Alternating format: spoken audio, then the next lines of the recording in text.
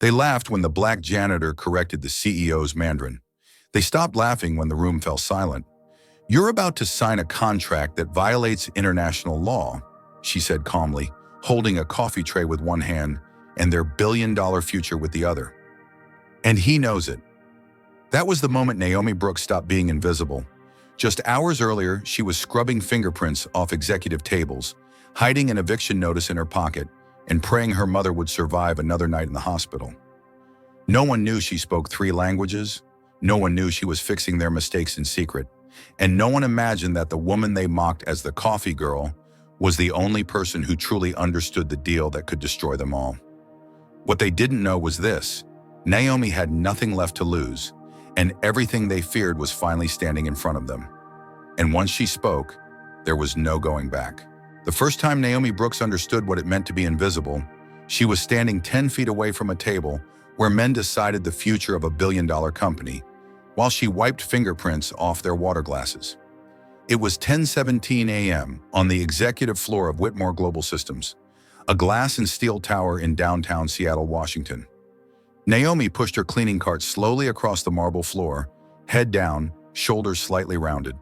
She had learned the posture well. It was the posture that kept people from asking questions, the posture that made her safe, or so she thought. At the head of the long conference table stood Charles Whitmore, CEO, 62 years old, crisp navy suit, silver cufflinks. He waved a thick document in the air, frustration sharp in his voice. "This just came in from Joe Advanced Semiconductors," he said. "Mandarin, 30 pages, technical, confidential." The room groaned. Naomi froze mid-wipe. She recognized the characters instantly. Not just the language, but the structure. Semiconductor tolerances, thermal flow models, manufacturing clauses, the same terminology her father used to sketch into notebooks at their tiny kitchen table when she was a child. Whitmore slammed the document onto the table. "Our translation team is unavailable, and we have 72 hours before Joe takes this deal to our competitors." He paused, eyes scanning the room, then smirked. "I'll make it interesting," he said. "Anyone who can translate this accurately in 48 hours gets my daily salary." A few executives chuckled. "That's $27,400, Whitmore added, amused by his own generosity. The laughter grew louder. Naomi's fingers tightened around her cloth. "Or," Whitmore continued, glancing briefly in her direction, "we can let Google Translate take a shot. Probably more reliable than whatever discount help we'd find otherwise." This time the laughter landed differently, sharper. A few heads turned toward Naomi. A couple of smiles followed. Jonathan Pierce, vice president of operations, leaned back in his chair, his Harvard ring catching the light. "I doubt they teach Mandarin in janitorial training," he said lightly. Naomi lowered her gaze. She had learned long ago that silence was armor, but inside her chest, something cracked. $27,000. The exact amount written on the eviction notice folded in her pocket. 72 hours. The same deadline stamped on the court document taped to the door of their apartment in Rainier Valley. Naomi Brooks was 24 years old. She worked nights cleaning offices in a company that had quietly destroyed her family. Her father, Samuel Brooks, had once been one of Whitmore Global's most valuable strategists, a black man with a gift for languages in international markets. He helped build the company's Asia division from the ground up until he was restructured out. 2 months later, his health insurance vanished. 6 months later, so did he.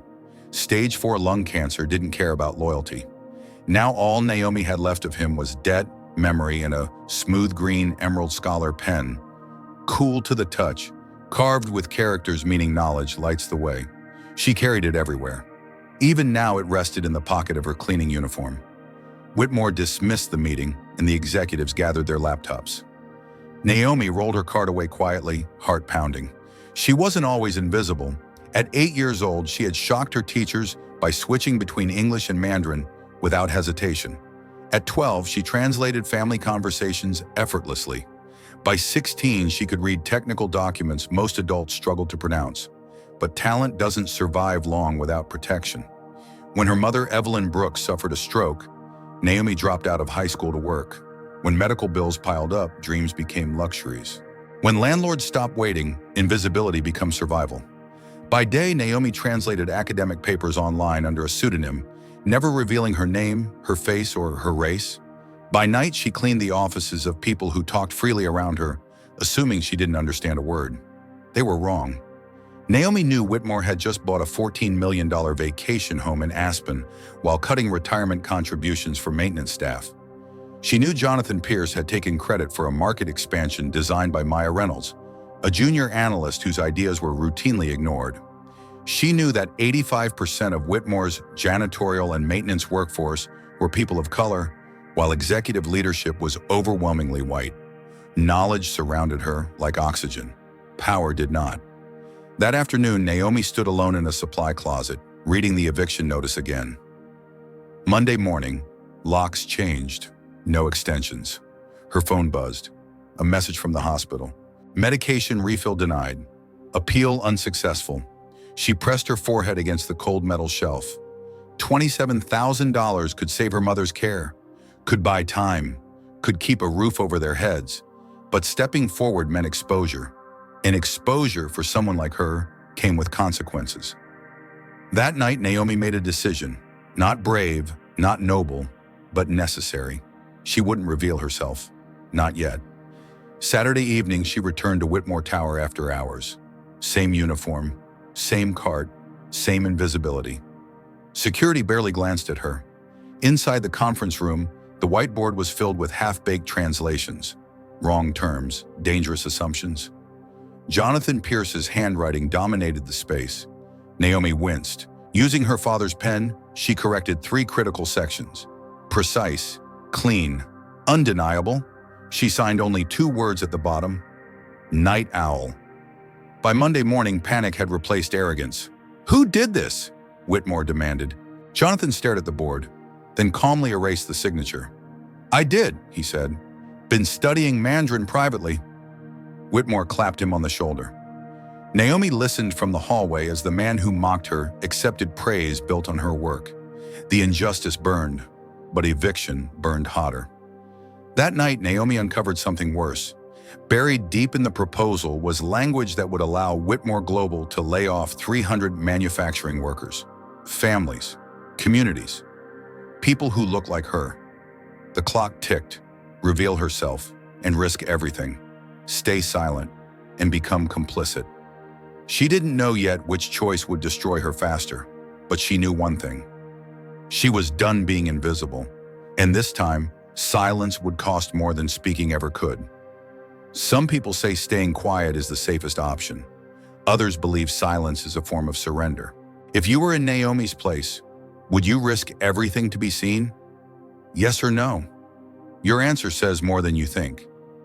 By Tuesday morning, the building no longer felt neutral. It felt hostile. Naomi sensed it the moment she stepped onto the executive floor of Whitmore Tower. Conversations dropped when she passed. Eyes lingered a second too long. The usual indifference had sharpened into scrutiny. Someone was looking for the night owl. Security cameras had been installed overnight. Small black domes tucked into corners that had never needed watching before. A printed notice hung by the supply room door. All maintenance staff must complete duties by 7 p.m. until further notice. The walls were closing in.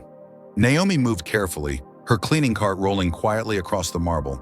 She kept her head down, but her mind raced. Jonathan Pierce had taken credit for her work, but he wasn't finished. Men like him never were. They didn't just steal ideas, they erased people. She learned the truth that afternoon. Hiding in a restroom stall during her break, Naomi translated another section of the Joe proposal on scraps of paper balanced on her knee. Her breath caught as she read the language again. Not vague, not optional. Workforce reduction targets, timelines, financial incentives tied to layoffs, 300 jobs, entire neighborhoods. Her phone buzzed, a text from her cousin who worked at the manufacturing plant outside Tacoma. Heard rumors about downsizing. You know anything? Naomi stared at the screen, fingers trembling. She did know something, and knowing it made her complicit. That evening, she waited until the executive floor emptied. She slipped into the conference room and left another set of corrections, more detailed this time. Still anonymous, still careful. The next morning, she listened as Jonathan accepted praise again. "Brilliant work," Whitmore said. You saved us millions. Naomi felt something fracture inside her chest. At lunch, security stopped her. Routine interview, the guard said politely, but his hand rested on his radio. Inside a small glass office, Naomi sat across from the security chief. Questions came slow and deliberate. Did she work overtime? Did she access restricted areas? Did she understand English well enough to read internal documents? Naomi answered softly, her accent thicker than usual. I clean. I don't read. The man nodded, unconvinced but cautious. Jonathan Pierce waited outside. You're smarter than you pretend, he said quietly when they were alone. Naomi kept her eyes on the floor. He leaned closer. And that usually means you're dangerous. That night, she opened her locker and felt her stomach drop. The Emerald Scholar pen was gone. Her father's pen, her anchor, her courage. She didn't have to ask who took it. Jonathan cornered her in the break room, the pen spinning casually between his fingers. Interesting item for a cleaning lady, he said. These characters mean knowledge, don't they? Naomi's voice shook. Give it back, Jonathan smiled. Security flagged it as suspicious. Corporate espionage tools and all that. He stepped closer. You know, I pulled your file. Your mother's visa status isn't exactly current. The words landed like a blade. People like you survive by being quiet, he continued. I suggest you remember that. By Wednesday morning, HR issued Naomi a formal warning. Suspicious behavior, unauthorized access. One more incident and she would be terminated. Termination meant no paycheck. No paycheck meant eviction. Eviction meant her mother, weak and recovering, sleeping in a car. That afternoon, her phone rang. Harborview Medical Center. Evelyn Brooks had been admitted for chest pains. They needed a deposit for continued treatment. Naomi sat on the supply room floor, hands pressed to her mouth, fighting the urge to scream. Everything was collapsing at once. Then she made a mistake, or maybe the bravest choice of her life. During her shift, Naomi noticed Jonathan had left his computer unlocked. Just for a moment, just long enough. She moved. What she found made her blood run cold. Jonathan hadn't just mistranslated the proposal, he had altered it, deliberately. Key sections had been softened, dangerous clauses buried, legal violations masked. If Whitmore signed that contract, the company would face massive fines, and Jonathan would quietly walk away with a promotion. Naomi stepped back, heart pounding. She understood then. This wasn't arrogance. This was sabotage. Jonathan caught her leaving his office. I know it's you, he said calmly. No more pretending. My father built this division, Naomi said, lifting her head. You destroyed his legacy. Jonathan laughed softly. Your father was expendable. So are you. He leaned in. Speak up, and I call immigration. Stay silent, and maybe I let you keep your job. That night, Naomi barely slept. Her mother lay in a hospital bed.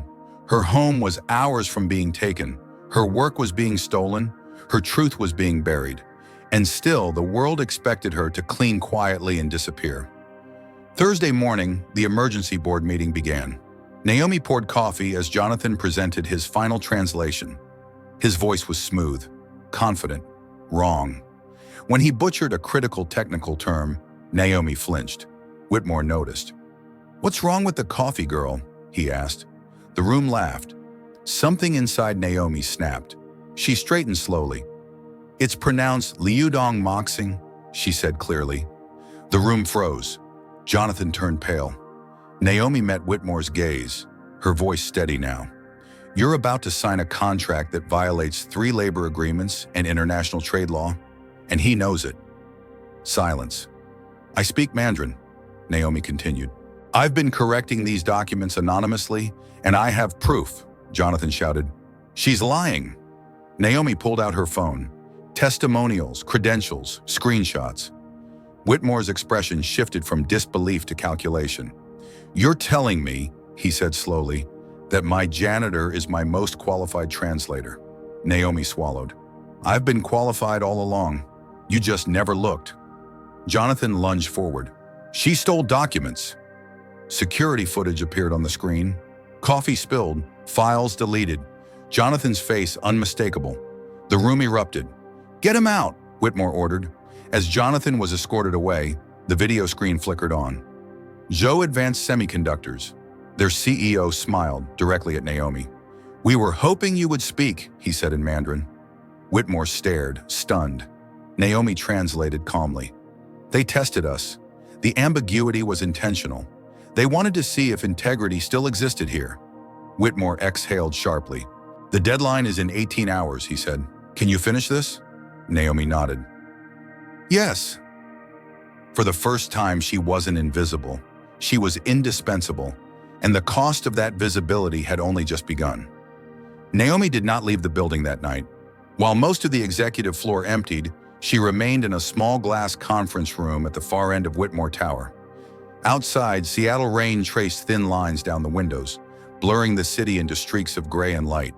Inside, the air hummed with quiet urgency. 18 hours, that was all she had. A stack of documents sat beside her, the Joe Advanced Semiconductors proposal now fully unlocked in her mind. The language was dense, layered with technical nuance and cultural subtext. It wasn't just about manufacturing, it was about values, about whether Whitmore Global still understood the world it claimed to operate in.